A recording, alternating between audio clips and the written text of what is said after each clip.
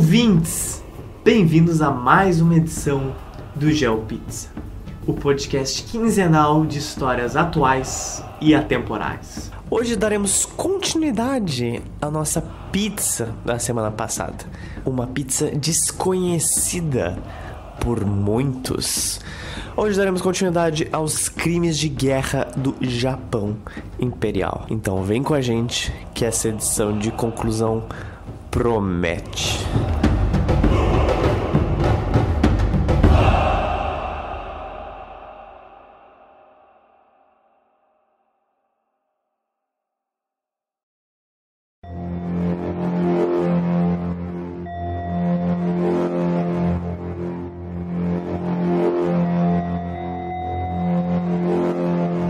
Como os nazistas tiveram o Auschwitz dele, onde lá não só aconteceu o extermínio, aconteceu experimentação médica. Grande parte de algumas pesquisas que você tem de reagentes químicos na Terra, de armas biológicas, foram retiradas dos nazistas. Também dos próprios japoneses. Eles também tiveram, principalmente dos japoneses, o seu centro de experimentação muito mais diversificado e muito mais efetivo. Assim, a gente fala muito de Auschwitz. Aqui no Brasil a gente fala também bastante do Mengele, por causa que ele fugiu pra Argentina e depois fugiu pra cá. E pra quem não conhece, o Mengele foi um médico, se é que dá pra chamar de médico, nazista, que fez experimentos absurdos, que eram mais tortura do que ciência. Não dá pra chamar de ciência porque os dados que ele tirou dos experimentos dele, entre aspas, não tinham muita serventia. Então era mais entretenimento de uma pessoa sádica do que, na verdade, ciência aplicada. Mas, como eu disse, os japoneses eram bem intensos. Os nazistas flertaram com experimentos médicos. Fizeram experimentos médicos, mas comparado ao que os japoneses fizeram... That's nothing. Não é nada, é muito pouco. Porque enquanto os nazistas tentavam criar clones e faziam experimentos genéticos bizarros, os japoneses eles conseguiram resultados efetivos com o desenvolvimento de armas biológicas. Armas biológicas que depois foram aperfeiçoadas e melhoradas por governos como o governo soviético e o governo americano.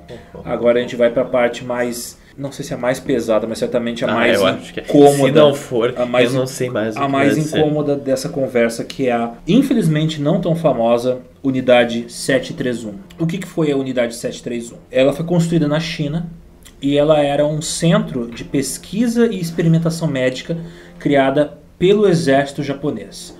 O objetivo dessa instalação era pesquisar e desenvolver armas para servir os propósitos do exército japonês, principalmente armas biológicas. Aquilo ali era uma instalação de pesquisa onde eles utilizavam como cobaia seres humanos. O que eles faziam?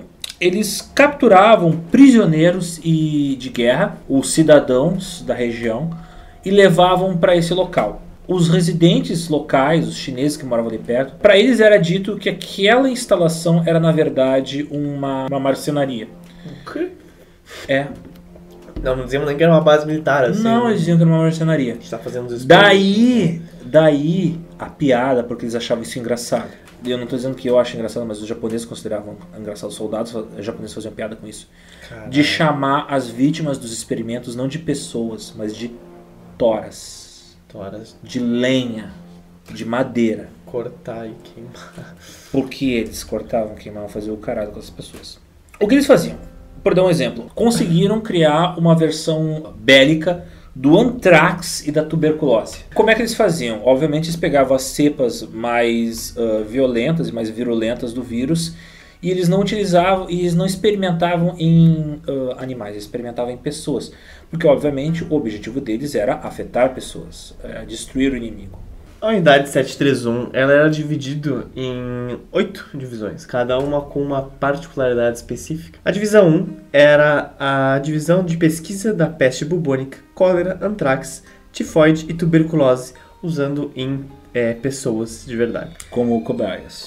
Foi registrado que, simultaneamente, ou seja, ao mesmo tempo, registraram 400 pessoas infectadas com alguma dessas doenças na unidade. A divisão 2 era de pesquisa para armas biológicas usadas no campo, particularmente de equipamentos capazes de espalhar germes e parasitas. Cara, equipamentos capazes de espalhar germes. Provavelmente era ali que eles desenvolveram essas granadas de peste bubônica que eu comentei. Cara, granada. A divisão 3 era a produção de balas contendo conteúdo biológico. Provavelmente era essa. Divisão 4, produção em massa de bactéria e armazenamento. Divisão 5, divisão de treinamento para staff interno, digamos assim.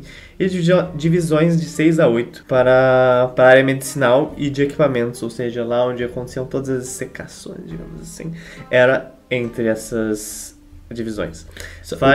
Uma curiosidade, dentro da unidade 731, eles também desenvolviam tecnologia de purificação de água e eles criaram algumas técnicas muito eficientes de purificação de água. Tipo, alguma coisa boa eles fizeram por lá. Serviu dessa desgraça.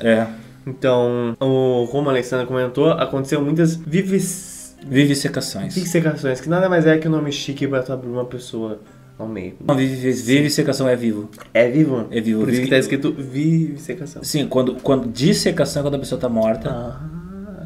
Vivisecação quando a pessoa está viva. Quando o animal ou a pessoa está viva. Então, por exemplo, vivisecação não é o problema. O problema é se a pessoa está consciente, porque uma biópsia é uma espécie de vivisecação. Sim. Por exemplo, tu vai abrir um pedacinho do teu corpo para as pessoas darem uma olhada lá. Então, não dá para ver isso com raio-x, não dá para ver com tomografia. Vão abrir a pessoa para ver isso aqui. Sim.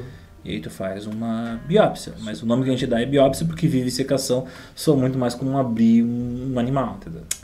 Uma descrição um pouco fiel à realidade. Os prisioneiros tinham seus membros amputados para estudar a perda sanguínea.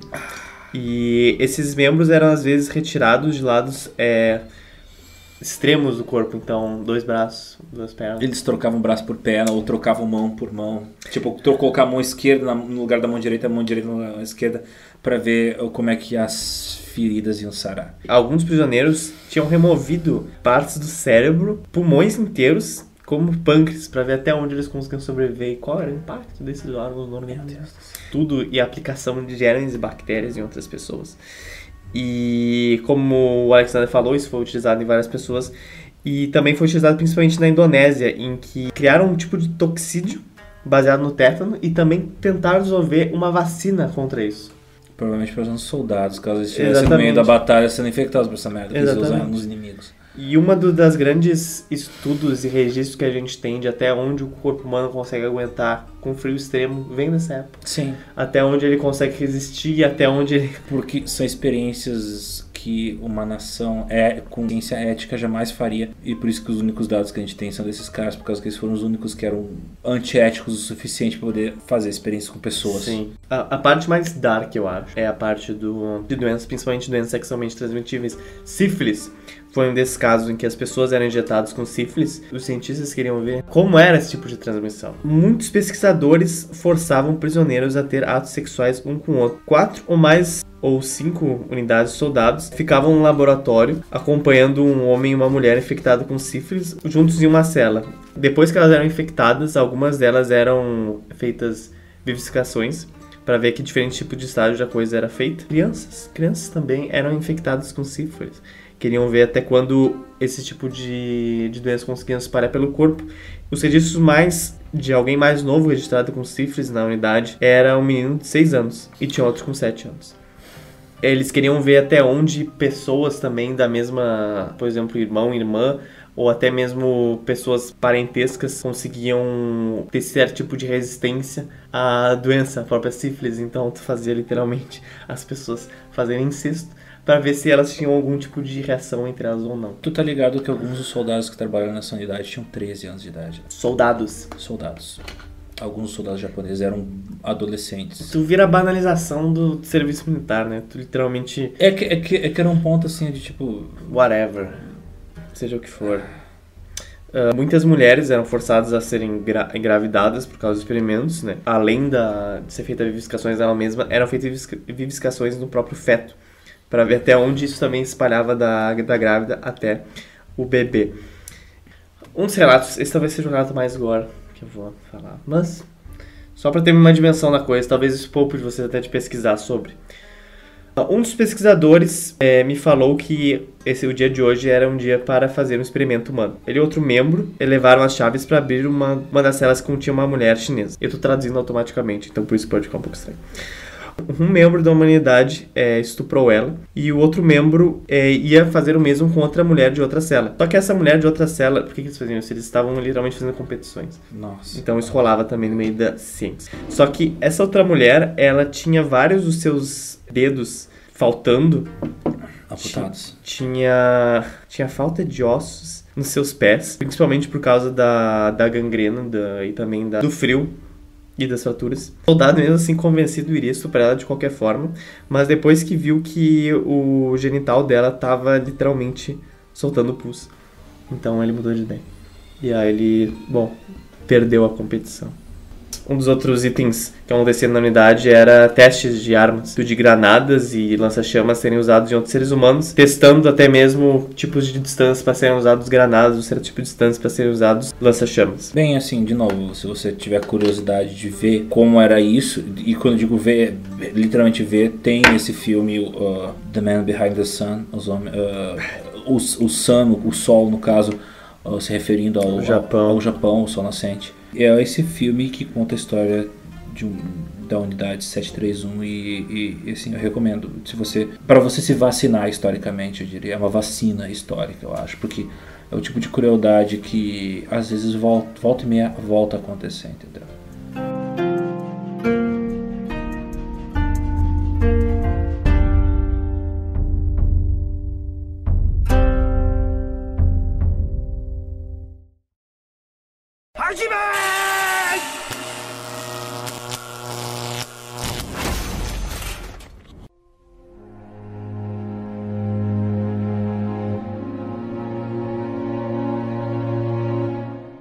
Depois da Segunda Guerra, o Japão foi literalmente ocupado pelos Estados Unidos até 52. Sem precisar uma guerra de invasão. E mesmo depois dessa data, os americanos mantiveram bases militares lá na ilha de Okinawa, por exemplo.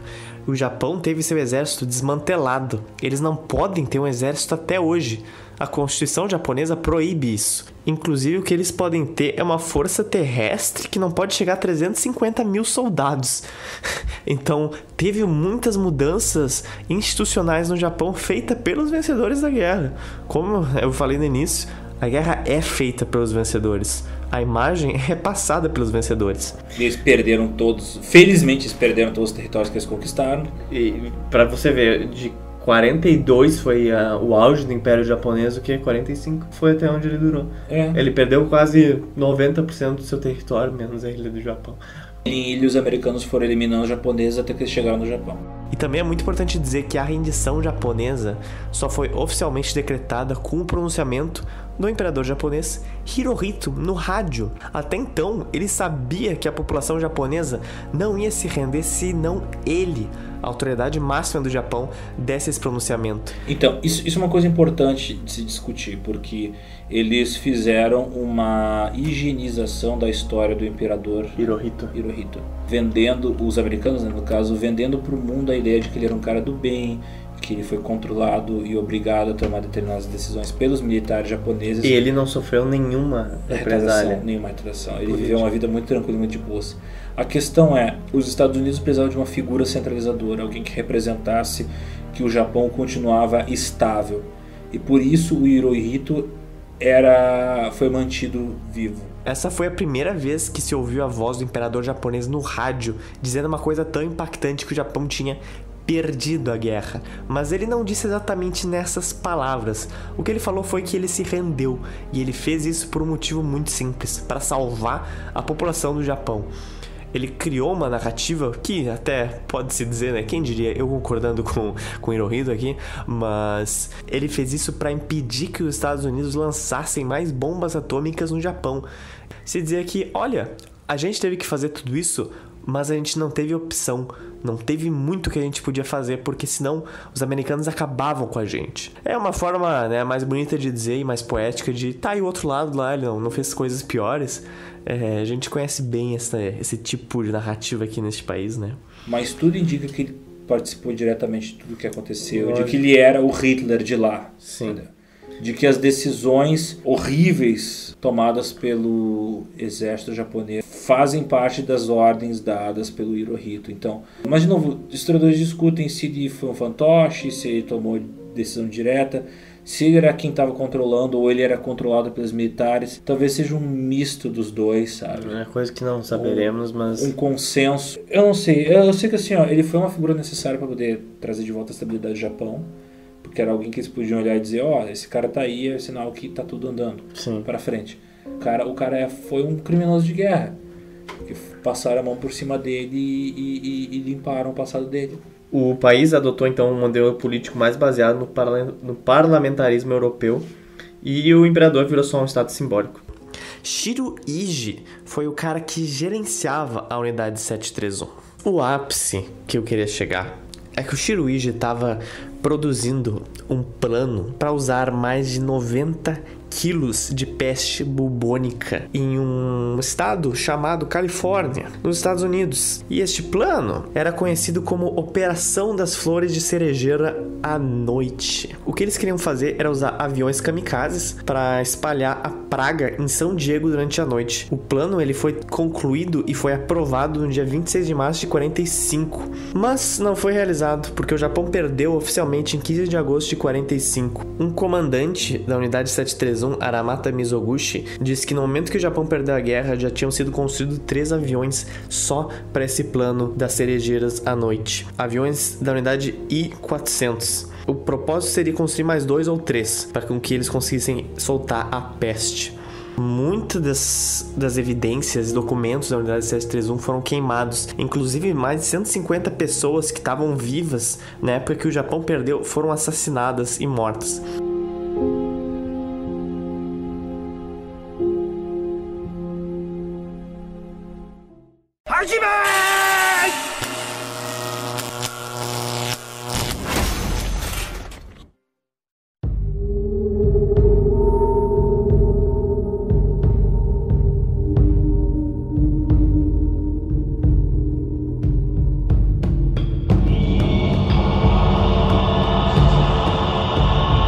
Muitos líderes e políticos e militares japoneses foram condenados por crime de guerra no Tribunal de Tóquio. Só que é o seguinte, o Tribunal de Tóquio ocorreu em Tóquio. Então, tu ainda tem um pouco de... Passou pano pra essa porra. Alguns outros julgamentos aconteceram em outros lugares. Julgamentos aconteceram nos territórios ocupados, que o Japão fez na China, as Filipinas. E tu tem uma galera que não fugiu, tu tem uma galera que foi condenada e executada por crimes contra a humanidade. Teve uma galera militar não foi aquele esquema assim, todo mundo se safou, não. Não. Tu teve uma galera que era bandida e foi pega, foi presa e foi morta. Sim. Um terço militares foi morto, alguns outros foram julgados na própria União Soviética. Isso nunca foi levado muito a sério, isso só foi trago à tona pelo finzinho da União Soviética. Quando aquele monte de informação finalmente saiu daquele bloco. Porque aquilo foi visto como propaganda comunista. E aquilo foi visto como, cara, ninguém liga pro que esses caras estão dizendo do outro lado do mundo, sabe? A União Soviética estava muito mais interessada em punir essa gente do que os Estados Unidos, porque vários dos soviéticos sofreram na mão do Japão. Por mais que eu não goste da União Soviética, mas nisso eu tenho que bater palma, porque pelo menos eles condenaram alguns desses bandidos desgraçados. Relatos de que o julgamento foi altamente ideológico, mas assim, eu entendo porque uma pessoa estaria puta, um país estaria puto numa situação dessas, entendeu? Então... Não, e assim, gente, é por isso, resumindo, é por isso que existe uma certa raiva histórica da China contra o Japão. Não é injustificada, entendeu? Não estou dizendo que é certo, mas existe um motivo pelo qual essa raiva existe. É foda. Mais de 50 milhões de pessoas morreram, mais de 300 mil foram usadas como prostituição, umas 100 mil delas morreram, e tu ainda tem, em média, cerca de 100 a 200 mil pessoas usadas na unidade 731. Porque provavelmente os japoneses queimaram documentos. Então é o seguinte, tem muito tipo de contestação que isso realmente ocorre. Da mesma forma como tem gente que nega o Holocausto até hoje, tem gente que nega as ocupações japonesas. Sim. Não as ocupações, os massacres, né? Tem vários níveis assim de por negação. Exemplo, tem gente que desde gente que nega que os massacres aconteceram até gente que só questiona os números. Até se você for ver o nome do massacre do Nanquim, ele varia de país para país. Você tem a Guerra de Nanquim, que é no Japão. Você tem o Massacre de Nanquim, que é conhecido em alguns outros países terceiros, como o nosso. Mas lá, na China, é conhecido como Estupro de Nanquim. A coisa sempre e sempre foi relativizada. Que eu acho um nome justo pro que aconteceu. Que a cidade, enfim. Hoje, no Japão, como é que é falar dessas coisas? E isso é algo controverso. As pessoas sabem, mas é claro, rola aquela relativização. O Japão, oficialmente, como nação, nunca se desculpou pelas atrocidades que ele fez, diferente da Alemanha nazista, no caso. A gente recebe informações vagas de governantes de forma vaga. Por exemplo, assim, em 95, o primeiro-ministro Tomichi Murayama, em agosto, disse que o Japão, através do seu domínio colonial, causou enormes danos e prejuízos às outras nações asiáticas e expressou seus sinceros e profundos remorsos. Mas ele falou isso porque, em 72, o primeiro-ministro japonês Kakuei Tanaka disse que o lado japonês está conscientemente sabe da responsabilidade que fez e pelos graves danos que fez à China. Muitas das coisas e dos números que pessoas que morreram, itens saqueados, não se sabe. Existem diversos objetos da Coreia e chinês que estão no Japão, e existem diversos outros que foram escondidos ou que sumiram. Tu tem registrado que foram saqueados diversos lugares históricos, palácios coreanos, chineses, mas tu não tem ideia de onde essas coisas foram. E esses itens, esse inventário, eles são revelados literalmente quase todo ano. Algum neto, alguém que comprou, descobre, isso aí tem origem escusa. Ou ele foi apagado, teve queima de arquivo total. Grande parte dos governantes japoneses deram um tipo de sentimento de remorso. Um dos assuntos muito sensíveis é literalmente sobre as mulheres que foram utilizadas como mulheres de conforto. Muitos governantes, inclusive o primeiro-ministro japonês, o Shinzo Abe, diz que isso era um assunto que já passou. O que não pegou nada muito bem. Parece que esse assunto ainda não foi amplamente debatido no Japão. E chegou a ser criada uma instituição que pretendia ressarcir as mulheres que foram vítimas desse tipo de tratos. Em maio de 2002, na verdade, indenizou 188 mulheres com $15 mil cada um. A imensa maioria dos sobreviventes, entre cerca de 200 mil ex-escravas sexuais, recusaram-se a receber essa quantia e exigiram indenizações maiores e desculpas formais do Estado japonês.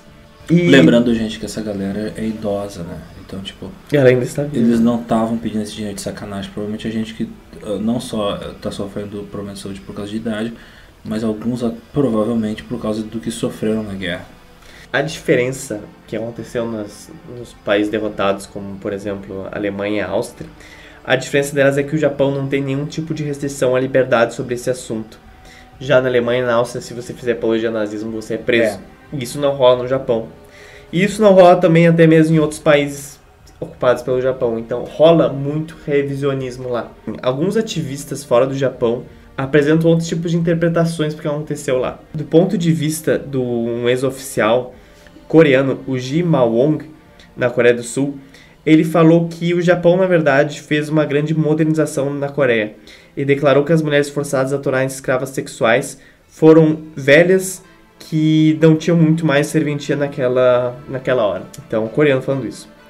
No Sudeste Asiático, essas opiniões são consideradas muito ofensivas, então o revisionismo histórico lá é um pouco menor do que na Coreia. Talvez a gente possa levar até a questão de que o Sudeste Asiático é muito diferente da Coreia. A Coreia tem suas similaridades com o Japão, mas é interessante ver isso porque grande parte dos relatos e dos estudos que a gente encontra são a partir dos anos 2000, 2002, 2004. E atualmente o governo da Coreia do Sul está investigando nomes de várias mulheres que serviram como essas mulheres de conforto. Essas escravas sexuais. Então, cara, literalmente quase todo dia, todo ano, tem algum tipo de informação sendo descoberta. Talvez isso não chegue nos nossos ouvidos todo ano, mas eles estão sabendo, ele está ali catalogado. Talvez algum dia isso seja posto ao público, talvez algum dia o Japão realmente peça perdão ou faça uma indenização formal. Até hoje isso não aconteceu. Foi literalmente um apagão étnico, um apagão cultural, um apagão de todas as formas de grande parte da Ásia. Você tem vários tipos de prédios que são ruínas, que são prédios abandonados chineses, que serviram como lugares de ocupação japoneses, bordéis japoneses. Eles são um tipo de dark turismo, as pessoas vão lá. Assim como elas visitam, por exemplo, as fortificações do Atlântico criadas pelos nazistas, tu visita esses lugares. E são resquícios da guerra. Mas assim, são resquícios em várias cidades do Japão, são resquícios em Hong Kong. Grandes lotes e grandes construções que um dia foram palácios, não são mais. Uma pessoa muito rica deve ser dona daquilo lá, porque aquilo ali tá jogado às traças. Pra tu ver o tipo de descaso que as pessoas têm, sabe? Ou pra tu ver o tipo de quanto isso tá sendo esquecido. Tipo, cara, um acontecimento desse, sabe? Como é que tu deixa palacete cair nos pedaços assim? É a outra metade da Segunda Guerra Mundial, então, que a gente ignora. Por causa que, talvez até por uma questão de, arrisco dizer, preconceito, porque A gente aqui no Ocidente olha muito para o nosso umbigo, o que aconteceu na Europa, o que aconteceu nos Estados Unidos, o que aconteceu na Rússia, mas a gente se esquece do outro campo do mundo, do resto do mundo, né? Sim. Que também está passando por uma situação bem difícil. Eu sei que eu falei brevemente sobre isso no República das Bananas, a nossa penúltima edição aqui do podcast. Toda essa grande transformação que o Japão teve na pós-guerra, todos os grandes investimentos que ele teve em tecnologia e essa potência que ele se tornou, não foi à toa, não foi ele sozinho que fez isso. Muitas empresas de tecnologia, que são as maiores do mundo, foram criadas no Japão da década de 60 até a década de 90, como Nintendo, Sony, Honda, Mitsubishi, Toyota, a Nippon. Todas elas se intensificaram com vários investimentos estrangeiros que chegaram no Japão. E quem cresceu na década de 80 lembra que o Japão era retratado nessa época como se fosse ser os Estados Unidos da Ásia. Ele estava crescendo, sendo comparado como se fosse a futura economia da Ásia. Algo que hoje a China já ocupou esse posto, por assim dizer. Mas isso foi muito por causa desses investimentos estrangeiros que ela recebeu e também, é claro, da capacidade japonesa de se dedicar intermitavelmente ao seu trabalho. Lá pela década de 90... as coisas começaram a decair bastante no Japão e ele entrou em uma pequena recessão econômica, até mesmo pela pequena taxa de natalidade que o país tinha e até mesmo como o Alexander falou no início do podcast. Várias visões que o Japão tinha, culturais e sociais, se mantiveram de 40, 50. Eu fico às vezes, não é bem puta a palavra, mas como as pessoas resumem acontecimentos históricos tão complexos que envolvem tantos países diferentes, tantas forças e tantos conflitos de interesse a simplesmente um fator. Por exemplo, o Japão se tornou assim porque ele simplesmente abriu a economia. Não é bem assim, gente. Isso não deixa de ser verdade, mas é uma fatia de um bolo enorme. Por exemplo, na década de 50 aconteceu a Guerra das Coreias, em que a Coreia do Norte foi ocupada pela União Soviética e pela China, e a do Sul por forças americanas. Por que vocês acham que a Coreia do Sul é tão diferente da Coreia do Norte? Não foi só porque eles se abriram. A Coreia do Sul era um regime muito conservador. Na década de 30, a analfabetização das mulheres, porque elas não eram aptas a trabalhar, a ler, era de quase 30%. Elas mal podiam andar sozinhas nas ruas. Isso até os anos 40, 50. A Seul era um grande favelão. Não existe uma coisa de vou abrir a economia na década de 50 sem você ter uma população instruída, uma taxa de poupança e uma renda per capita. Não adianta você não ter nenhum desses fatores e você abrir a economia para quem se você não tem produtividade no país. A Coreia do Sul, assim como o Japão, recebeu muito investimento externo. E esse investimento externo alavancou a indústria de grandes formas. Os Estados Unidos estavam muito preocupados em manter e preservar a imagem da Coreia do Sul para o mundo inteiro. Não à toa que ele foi governado por governos militares. Por mais de 10 anos, inclusive. A Coreia do Sul começou a participar também de competições olímpicas nessa época para mostrar que era uma grande nação emergente, ao contrário do rival dela, da Coreia do Norte. A Guerra Fria foi, por exemplo, quando foi inventada artes coreanas como o Taekwondo, em que colocaram ele nas Olimpíadas e, até resumindo muito a história, e como praticante de Taekwondo eu posso dizer isso, Taekwondo foi uma arte criada para ser colocada nas Olimpíadas. Ela foi criada nessa época com a narrativa de que ela era uma arte milenar, o que não é verdade. Então não foi um fator que transformou a Coreia do Sul e também não foi um fator que transformou o Japão.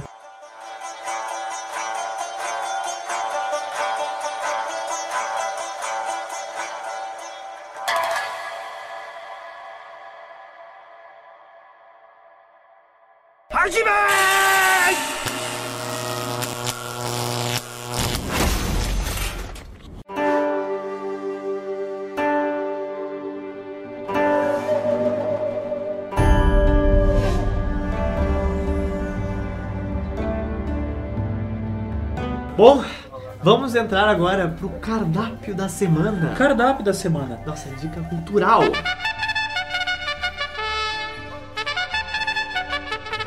Tá, vamos começar com o pior deles, tá? Eu não assisti isso, eu não vou assistir isso. Eu assisti até alguém ser preso naquele filme, eu parei de ver, porque eu não ia ver o que ia acontecer. O primeiro filme é o Man Behind the Sun, que conta a história da unidade 731. Todos os experimentos que a gente falou, todos os relatos que a gente falou. É um filme chinês da década de 80, se não me engano. Tem animais morrendo de verdade no filme. Então, coisa horrível. Você tem que ter estômago forte pra ver. Próximo filme? Próximo filme é O Último Imperador. Esse é bem legal, esse fala sobre literalmente o último imperador da China. E é legal pra tu entender o contexto da China enfraquecida sendo invadida pelo Japão. Tem uma boa história. A Ponte do Rio Kwai. Kwai. Que estão construindo para os japoneses, eles agindo como trabalho escravo, construindo para os japoneses uma ponte sobre o Rio Kwai. E essa ponte vai ser utilizada como uma das pontes da linha férrea que vai passar um trem no meio do mato. Enfim. O Império do Sol. Esse filme eu vi. Esse filme... Cara, tem o Batman novinho, tem o Christian Bale. Esse filme era de um guri americano, né? Acho que é britânico. Britânico, que ele é levado para um campo de concentração japonês. Mas é um filme light. Ele é pesado pra caralho, mas comparado aos outros ele é light. Ele é light. Tem que recomendar, que é o The Pacific. O The Pacific é literalmente histórias reais que os caras transformaram numa série de TV da HBO. The Pacific deve ser uma das 2 ou 3 melhores séries de TV da história. E ela conta o que passaram os soldados americanos durante a Guerra do Pacífico.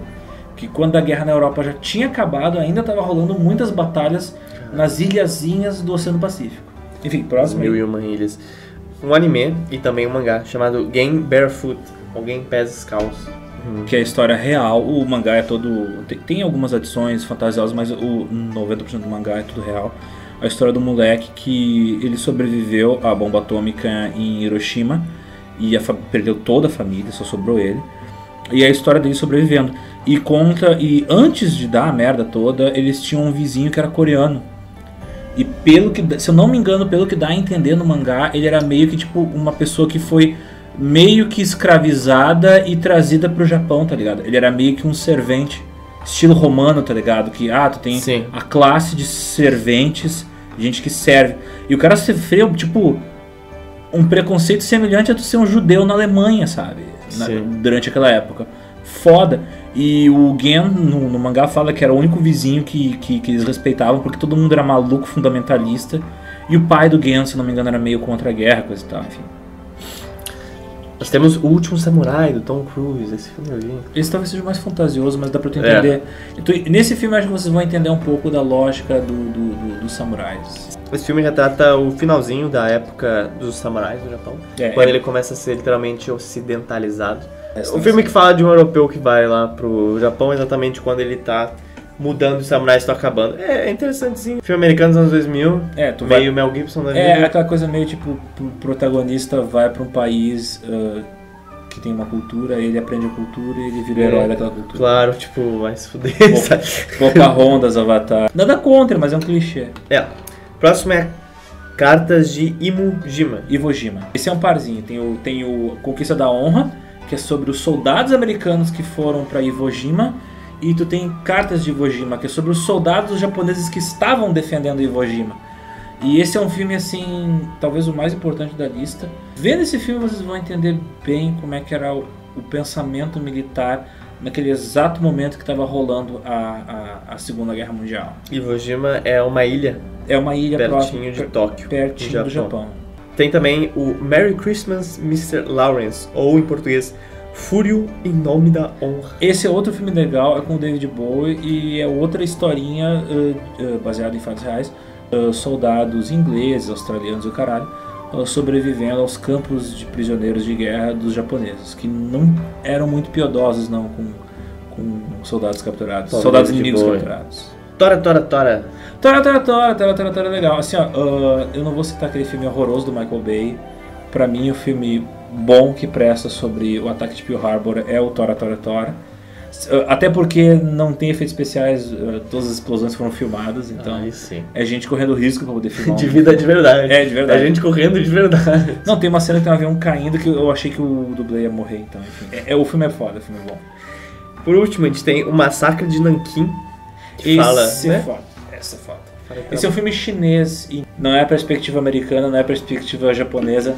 É um filme chinês sobre um crime que foi cometido contra os chineses. Então, tipo, algo a nível Man Behind the Sun. Eu acho que não é tão pesado quanto o Man Behind the Sun, mas ele é pesado por causa que fala sobre o massacre de Nanquim, sobre o estupro de Nanquim. Então tá, gente, acho que é isso. É isso. Talvez o Império Japonês seja uma coisa muito complexa também pra gente abordar no episódio. Mas aqui a gente tá mais preocupado em ver as atrocidades, ver a desgraça, ver a podridão do Acho que a Império. gente conseguiu estabelecer bem que, tipo, existia um contexto maior e é por isso que aconteceram esses crimes de guerra, né? Sim. Mas o nosso foco hoje era falar sobre esses eventos históricos que, enfim, talvez até atiçar a curiosidade de vocês por causa de novo, insisto, são eventos históricos que não aparecem nos livros do colégio e deveriam ser ensinados para as crianças. Então, foi uma história que aconteceu e é fundamental a gente lembrar desse tipo de coisa. Quem está chamando na tele? O nosso quadro Chamando na Tele.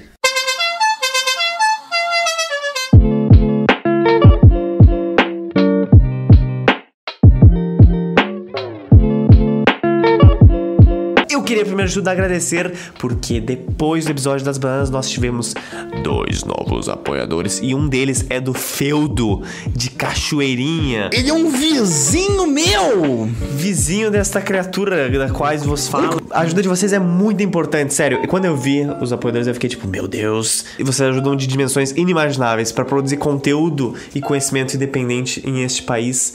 É complicado, né? Então, deem uma olhada lá e muito obrigado a todos os barões já existentes no gel.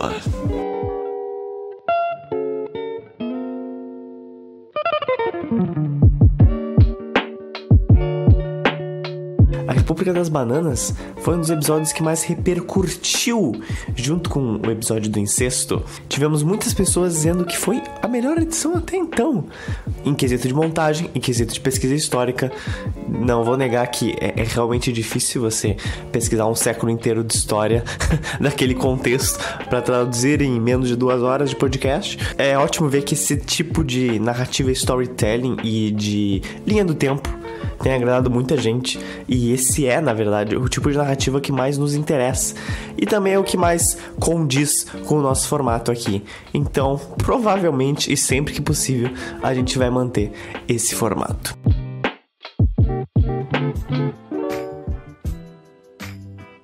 Esta foi a nossa pizza quinzenal. Nos vemos daqui a 2 semanas. Você pode seguir o GeoPizza no Facebook, no Twitter ou no Instagram, @GeoPizza, não é muito difícil de encontrar. E lembrando que todo o nosso serviço e todo o nosso trabalho feito aqui acontece graças aos nossos barões. Nossos barões é quem nos financia. Nossos barões são as pessoas que acreditam na mídia independente e doam para essa linda causa chamada GeoPizza. Você quer ser um barão? Olha só, existem recompensas que vocês podem ganhar fazendo isso. Então dá uma olhada no apoia.se/GeoPizza. Até logo!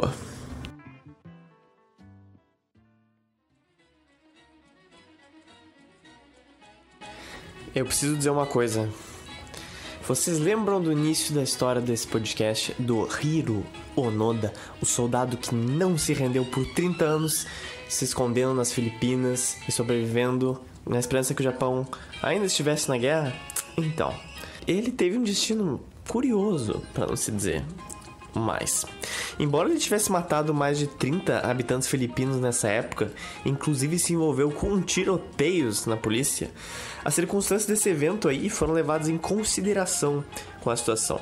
E o Onoda recebeu o perdão do presidente filipino da época, o Ferdinand Marcos. Depois da sua rendição, o Onoda saiu das Filipinas. Só que ele não voltou pro Japão. Sabem pra onde ele foi? Ele foi pra um lugar bem curioso. Ele foi pra um lugar chamado Brasil. Ele se transformou num fazendeiro de gado, em uma colônia agrícola no Mato Grosso do Sul, em Terenos. Lá, ele escreveu e publicou sua autobiografia, No Surrender, My 30-Year War. No Brasil, os 30 anos da minha guerra, detalhando a sua vida como um combatente de guerrilha em uma guerra que já tinha acabado. Ele acabou se casando com uma japonesa e voltou pro Japão para administrar um acampamento para crianças, mas voltava com regularidade pro Brasil. Ele morreu em 2014, cara, tipo, agora. E ele tem vários familiares que ainda estão no Brasil. Vários dos filhos deles ainda carregam o sobrenome dele através de todo o nosso Brasil.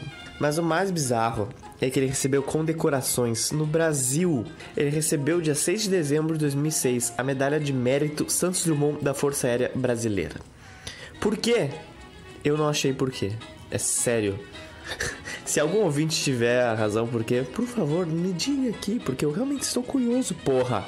Por que você vai condecorar uma pessoa dessas? Embora seja um simples soldado, Porra, né, gente? Porra. Em fevereiro de 2010, ou seja, 4 anos antes dele morrer, a Assembleia Legislativa do Mato Grosso do Sul lhe deu o título de cidadão. Demorou bem pouco, né? Bem pouco.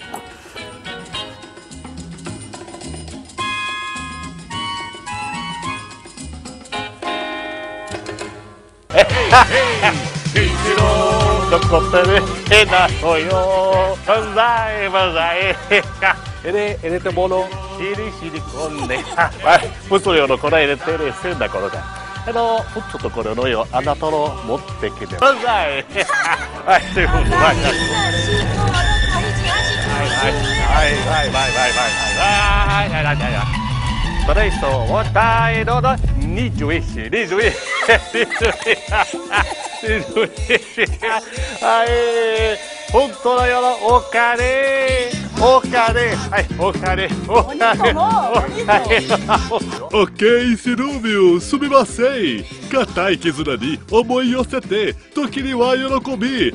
Nijuroku, Kyuju-san, Yonjuichi. De ore ora terceira, Shirumio.